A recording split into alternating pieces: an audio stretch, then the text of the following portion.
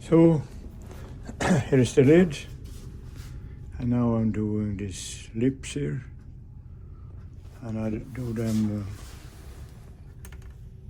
here at the angle. I do 45 degrees to join them. It's not really necessary to do it like this, but I think this is a lesson. Every time I do something, I'm learning. So the plan is to learn on the Mockup here.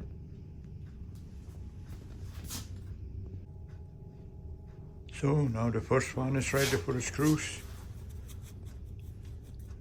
This aluminium piece holding at the right angle, and it clamps in position. So now I know how to do it, and the clamp just fits too, just long enough. And here in the corner I do them 45 degrees. So does it get closer? No.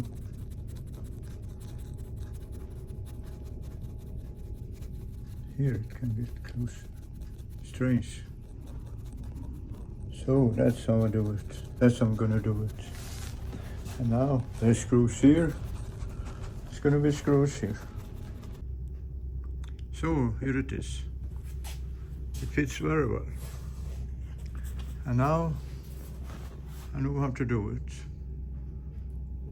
Now I can start using expensive materials, although plywood is expensive nowadays too. So, like here, got this here, the corner, the gaskets.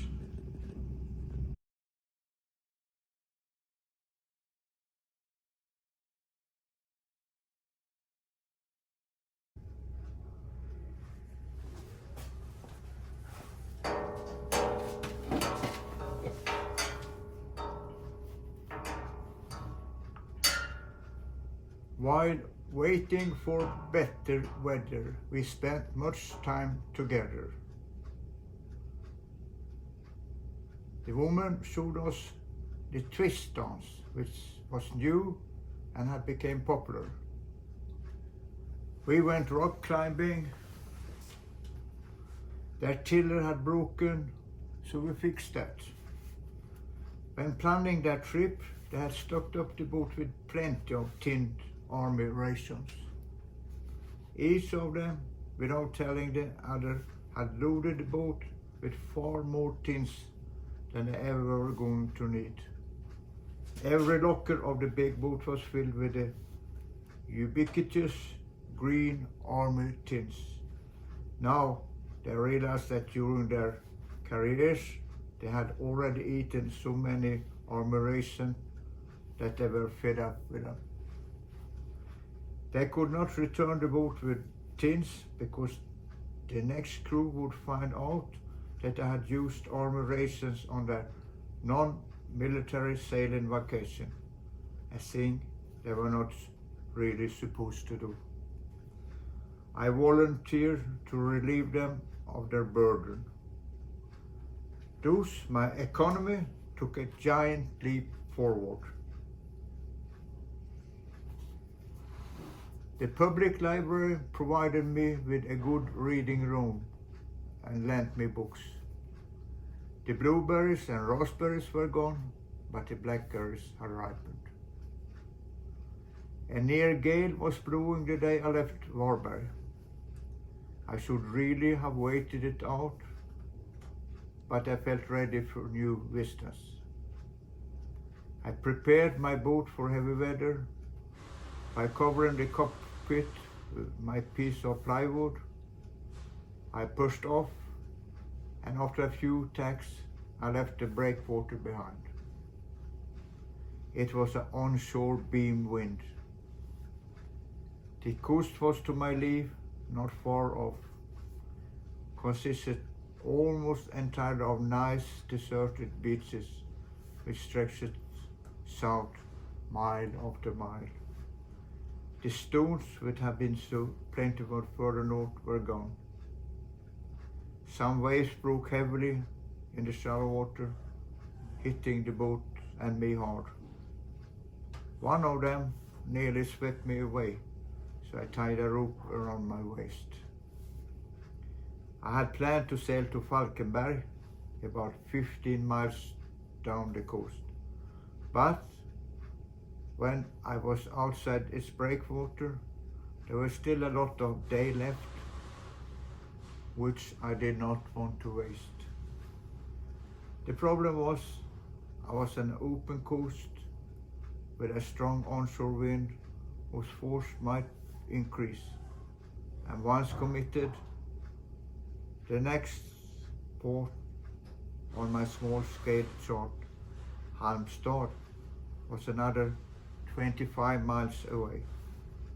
But I was exhilarated by the boat's speed, the screaming wind and the breaking waves, so with mixed feelings and against my better judgment, I continued. Towards evening I approached Halmstad. I rounded a headland and with the following wind ran up the river Nissan right into the center of the town, where I tied up my boat to the quay. I had made 40 miles that day, a record.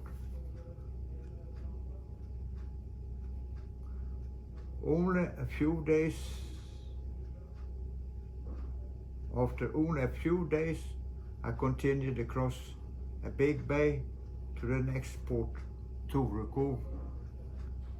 The distance was about 20 miles, but the weather turned against me during the day, so it was not before about 2 in the morning that I approached the port.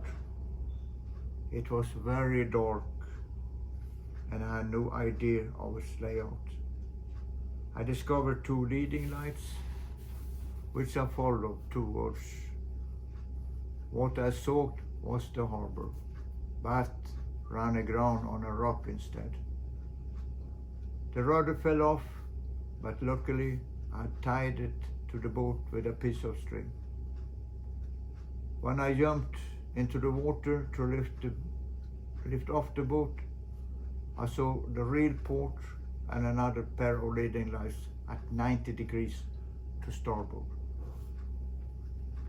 I tried unsuccessfully to get the rudder back on its cushions, but could not see what I was doing, and the waves rocked everything, too much to get me aligned, boat and rudder.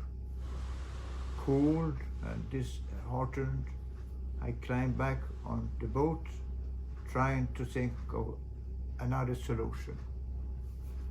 At home, we had a model of a square rigger, and I remembered that I asked my grandfather how they could steer such a big ship with such a disproportionately small rudder. We used the sails. The rudder was only for adjustment, is what he said, and told me about the center of lateral resistance and the center of effort. In the dark, that rainy night, I know to my surprise, and for the first time, succeeded steering a boat with only her sails. By sheeting in the sail of the mainmast behind the cockpit, I could make the boat head into the wind. By sheeting the jib, I could make her fall off. In this manner, I sailed her the remaining distance into the harbor, the rudder happily trailing behind, attached by its string. Torekov was much smaller than Halmstad and Varberg, only a fishing village, which in the summer expanded to become a holiday camp. Now, with most of the summer residents gone, it was quiet.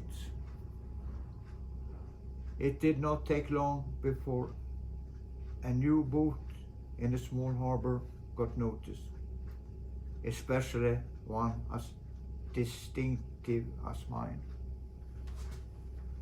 I was hailed by two locals, Emil and his friend, an artist with a sobriquet Målaren. Målare is Swedish for painter. Målaren could not live on his art. He therefore helped Emil, who, as compliment to his fishing and other activities, was the summer residence man Friday. They repaired houses, took care of boats, etc. Målaren, an idealist himself, recognized me as a soul brother. He and Emil took me under their wings. Emil had a boathouse in the harbor. It was the hangout for the locals. It was of course all off limits for the summer residents, but I was invited. I helped them with small jobs. In return, I got fish and food and was lent books. And in the boathouse, my ears sucked up local lore. One evening, Emil told me that it looked like it was going to be good weather the next day. I got up early, raised my sails. There was no wind, so I rowed out of the harbor. Suddenly there was fog, lots of fog. Everything disappeared. I had a small pocket compass, but it was not much good because needle frequently got stuck. With no wind and not knowing in what direction I should head, there was not much to do. And after a few hours, I got bored. To occupy myself, I started to fish. To my great surprise, as soon as I put the hook in the water, there was a fish on it. I hauled in the line, unhooked the fish, and put it back into the water, the hook. And sure enough, within a moment, I had another fish on the hook. The sea must have been filled with them. After a few minutes, I had more than enough. Although I had my kerosene stew, I thought I would experiment with eating them raw, like the Japanese. Knowing about eating raw fish might come in handy in a survival situation, I reasoned. As it turned out, it was not bad. That proved that the stew was a luxury, not a necessity. Hour after hour passed, the fog was persistent. I had no clue as to where I was. Finally, towards the evening, the fog lifted. To my surprise, I was right outside the breakwater of Turku. There was still no wind, so I put out the oars and rowed back to my place, tied up and folded myself. Next morning, when Emil and Målaren saw my boat in the same place, they pulled my leg about my navigation.